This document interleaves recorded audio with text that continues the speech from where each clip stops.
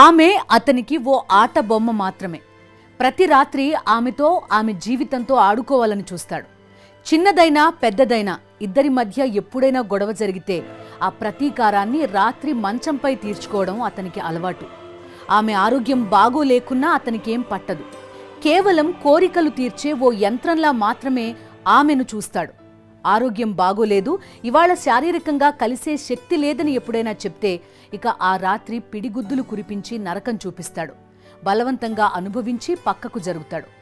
తన వైవాహిక జీవితానికి సంబంధించి ఇటీవల ఓ మహిళ సుప్రీంకోర్టు ముందు కన్నీళ్లు పెట్టుకుంటూ చెప్పిన మాటలివి.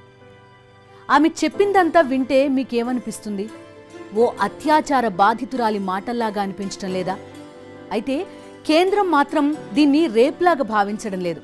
కారణం ఒక్కటే, వారిద్దరూ భార్యాభర్తలు.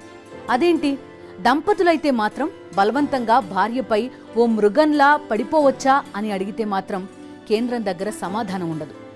ఈ తరహా వైఖరి కేవలం కేంద్ర ప్రభుత్వానిది మాత్రమే కాదు, భార్య శరీరాన్ని సొంత ఆస్తిగా భావించే భర్తలకు కూడా వైవాహిక అత్యాచారం ఓ నేరంలా అనిపించదు.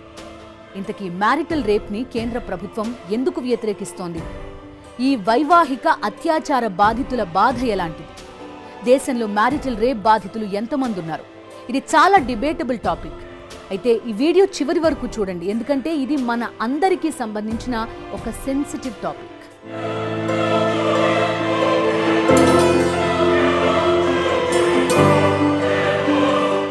పురుషుడు పురుషుడే, చట్టం చట్టమే.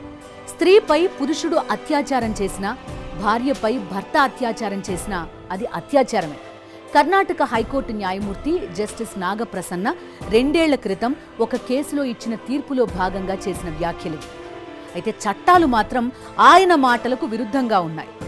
అటు కేంద్రం కూడా మ్యారిటల్ రేప్ని నేరంగా అసలు అంగీకరించడం లేదు.